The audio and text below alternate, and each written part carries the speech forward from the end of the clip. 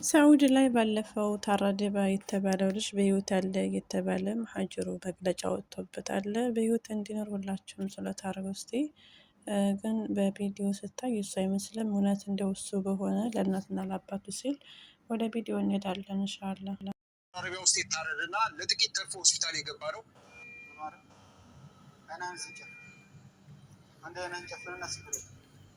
ሰላም ውድ ኢትዮጵያውያን ወገኖቻችን፣ ይህንን ቪዲዮ ሁላችሁም ሼር በማድረግ ተባበሩን። መሀጅሩ መሀመድ ነኝ።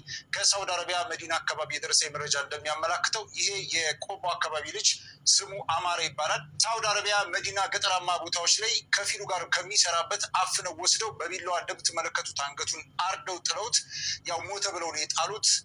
አጋጣሚ ሰዎች አግኝተውት በሳውዲ አረቢያ መሊክ ፋድ ሆስፒታል ውስጥ አይሲሩም ውስጥ ይገኛል።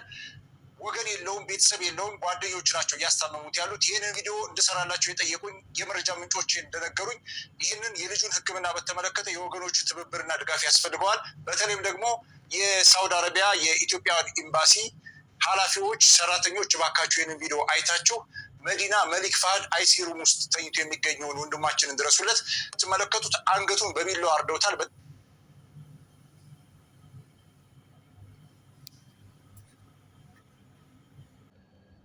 እንግዲህ አውሬዎች ተፈጥረውብናል። እነዚህ አውሬዎች የራሳቸው ወገን መሳኪኖችን ከየቦታው እያፈኑ እየወሰዱ ሲፈልጉ በብሔር ሲፈልጉ በተለያየ ምክንያት የሰው ልጅ እያረዱ ይገኛሉ። ይህንንም የሳውዲ አረቢያ ፖሊስ እየለቀመ በቁጥጥር ስር እያደረጋቸው ይገኛል። ይህንን መረጃ አስመልክቶ ቀጣይ መረጃዎችን የምሰራላችሁ ይሆናል። ይህንን ቪዲዮ ግን ሸር አድርጉ። ወንድማችን አማረ የቆቦ አካባቢ ልጅ ነው።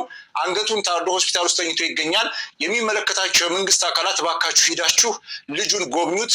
በመዲናና ዙሪያው አካባቢ የምትገኙ ቅን ኢትዮጵያውያን ይህንን ወንድማችንን የተኛበት ሆስፒታል ድረስ ሂዳችሁ ድጋፋችሁን አድርጉለት፣ ወደ ህዝብ አቅርቡት፣ እንዲደገፍ እንዲረዳ፣ የተረፈች ነፍሱ አገግማ ድና ወደ ስራው እንዲመለስ እርዱት ለማለት ነው። መሀጅሩ ነኝ። እንግዲህ እንደሰማችሁት ወንድም መሀጅሩ መረጃ ደርሶት ነው ከሳውዲ አረቢያ። ግን በመልክ ላይ መልኩን ሳየው ያ ባለፈው እንደዛ ያደረጉት ልጅ አይመስለኝም፣ ግን ሌላ ይመስለኛል። ይህም ያ ወንድማችን ነው። ግን ለእናትና ለአባቱ ሲል እንደው ያ ልጅ በህይወት ኑሮ በሆን ያ ረቢ እናትና አባቶቹ ምን አይነት የዱዓ ሰው እንደሆኑ ያመለክት ነበር። በህይወት መኖሩ በህይወት በተገኘላቸው በጣም ደስ ይላል። ወላሂ ላዚም ግን ብዙዎቹ በሚዲያ ያልወጡ ወይም ደግሞ በካሜራ ያልወጡ ልጆች ስለሆኑ ነው እንጂ በጣም ብዙ ልጆች እንደዚህ የተደረጉ አሉ ማለት ነው። አላህ የስራቸውን ይስጣቸውና እንግዲህ የሳውዲ መንግስት ወይም ደግሞ የሳውዲ ፖሊሶች አላህ ጀዛቸውን ይክፈላቸው። ወላሂ ከዚህ በላይ ሁሉንም እየለቀመ ባስወጣቸው። ሚስኪኖቹ ሰርተው የሚበሉ ተደብቀው በረሃ ላይ ሰርተው የሚኖሩ ወንድሞቻችን አሉ።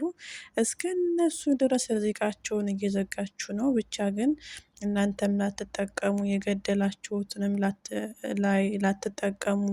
ያስ የሞተው አንዴ የሞተ ተብሎ ለሰሞኑ ግርግር ይሆናል፣ ከዛም ደግሞ ይረሳል። ግን የእናንተ የቁም ሞት ነው የሚመጣባችሁ። ምንም ሳያረጋችሁ የሰውን ህይወት ማጥፋት በጣም ከብር ነው አይደለም? የሰው ልጅ ቀርቶ አይደለም ድመት ወይም ደግሞ አይጥ ካለ አግባብ መግደል ለሰው ልጅ ምን አይነት ከባድ እንደሆነ ሁላችንም ነፍስ አለን። አላህ በሁላችንም ላይ ነፍስ ዘርቶብናል። በዛ ላይ ሁላችሁም ትጠይቃላችሁ። በጣም ይከብዳል። ብቻ ግን ልጁ በህይወት እንዲኖር ጸልዩ እላችኋለሁኝ። በመቀጠል ደግሞ ከአረብ ሀገር አንዲት እህታችን ስንት ዓመት ለፍታ ቤት ሰርታ ግን ያው ካለ አግባብ ቤቷን አፍርሰውባታል። በጣም ታሳዝናለች። ቪዲዮውን አይተን እስከ መጨረሻው አስተያየት እንሰጣለን። የሁላችንም ጥያቄ እስከሆነ ድረስ ሁላችንም በሰው ሀገር ለፍተን ነው እየሰራን ያለነው። ብቻ ግን ይከብዳል። በሰው ሀገር ሆናችሁ ለፍታችሁ ደክማችሁ ቤት ሰርታችሁ ወደ ሀገራችሁ ልገቡ ስትሉ ማረፊያችሁ መንግስት ወይም ደግሞ መንግስት አካላት ካለ አግባብ ቤታችሁ ሲፈርስ ምን እንደሚሰማችሁ ሁላችሁም ታውቃላችሁ። ይችታችን ወላሂ ስንት ዓመት ሽንት ቤት አጥባ ሀብቴን የተቃጠለው ነው ያለችው። ግን በጣም የምታሳዝነው ምስኪን። የሁላችንም ድካም የሁላችንም ልፋት የስደት ትርፋችን ትንሽ ቤታችን ነበረ። ግን አንዳንድ እህቶቼ በጨረቃ ቤት እየተባለ ወይም ደግሞ ህግ ወጥ ነው እየተባለ ቤታቸው እየፈረሰባቸው ነው።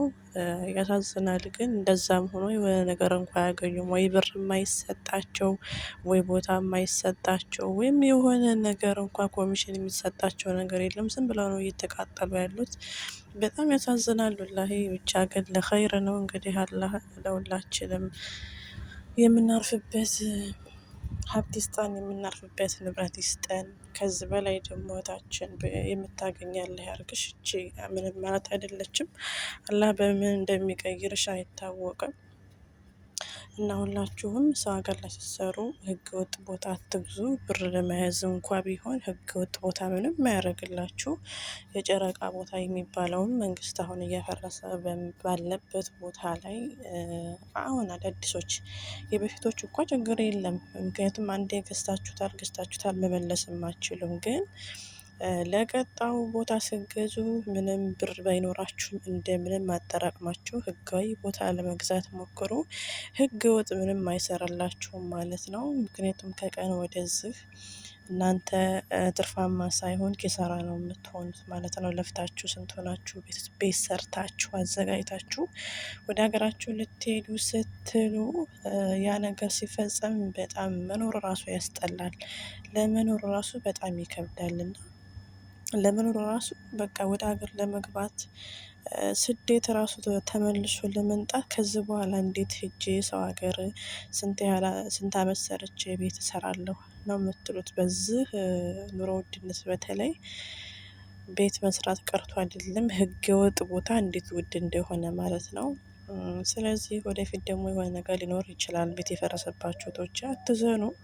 ለጊዜው ያበሳጫል፣ ለጊዜው ትደነግጣላችሁ። ደግሞ የሆነ ሰዓት ደግሞ እናንተን ከፍ የሚልበት ቦታ ከፍ የምትልበት ቦታ ልትኖሩ ይችላል እና አላህ ይሰብራችሁ። እኔ በጣም ያሳዘነች ልጅቷ ወላሂ ስታለቅስ አንጀቴን ነው ሰፊ ያደረጋቸው። ብቻ ለኸይር ነው። እናመሰግናለሁ። ለቻናሉ አዲስ የሆናችሁ ሰብስክራይብ፣ ላይክ፣ ሼር በማድረግ ቤተሰብ ሆኖ ሁላችሁም ብትሆኑ ከህገ ወጥ ህጋዊ ቦታ ግዙ። ለምን ሀገራችሁ አይሆንም? ለምን ገጠር አይሆንም ማለት ነው። በቃ በያላችሁበት የራሳችሁ ነገር በየክልላችሁ በየሀገራችሁ እንኳ ቢሆን ህጋዊ ነገር ለመግዛት ሞክሩ እንጂ ዝም ብላችሁ ብር ስላለ ከተማ ስለሆነ ለመግዛት አትሞክሩ። እሺ ማሮቼ፣ አመሰግናለሁ አብራችሁን ስለቆያችሁ። ቤተሰብ ይሁኑ። ሰላም አሌይኩም ወረህመቱላሂ ወበረካቱ።